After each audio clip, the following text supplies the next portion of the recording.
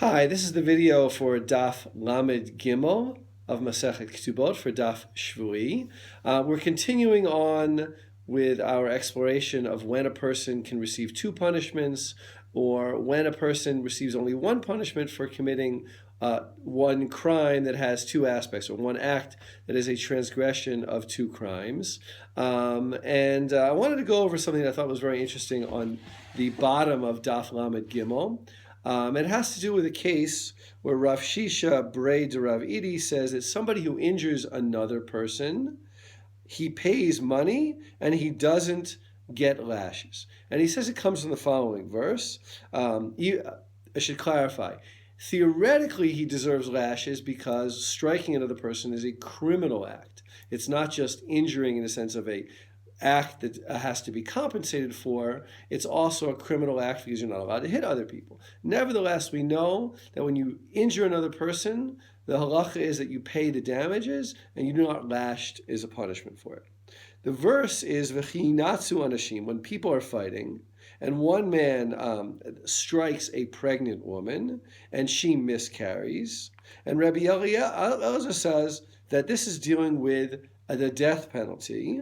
As it says, v'im ason yihiyeh, if there is, let's say, a catastrophe or some kind of tragedy, which the rabbis interpret to mean if the woman dies, v'natata nefesh tachat nefesh, you shall pay life for a life.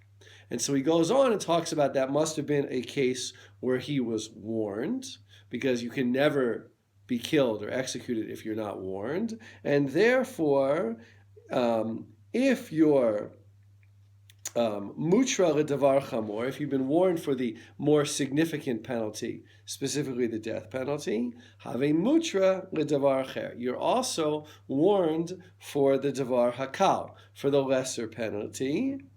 Ve'amar rachmana, right? Nevertheless, in other words, theoretically, he could get lashes because he's been warned. If you do this, if you strike another person, you're going to get lashes. Nevertheless, the Torah says, "V'lo yason anosh yanesh," and if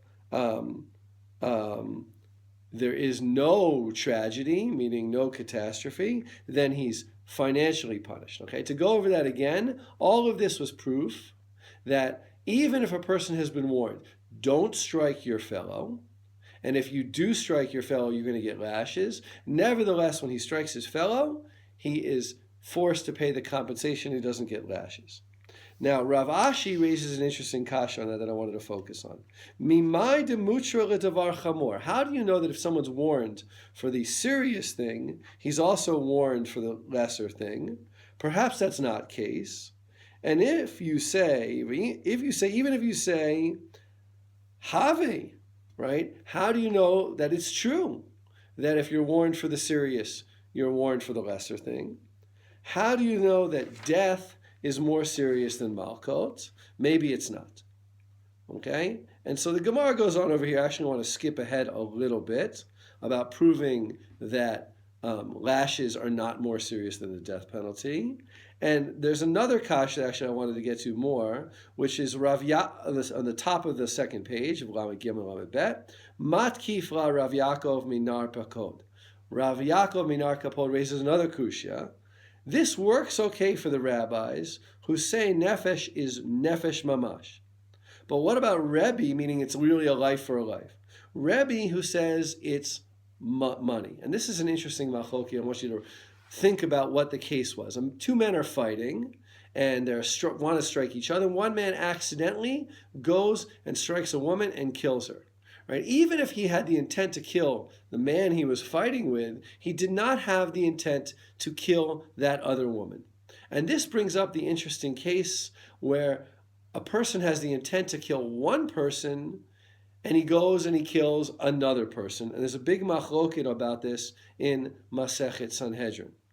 According to Rebbe, if you have, or a person has the intention to kill one person and he kills another person, he's not liable for the death penalty. Again, I'm not saying this is a good thing to do, but he's not a murderer because his intent to kill person A didn't come to fruition. And so what do we do? The fact that he killed person B means he has to pay compensation for the life of person B. As far as I know, this is the only case where one person would kill another person and actually pay monetary compensation for it.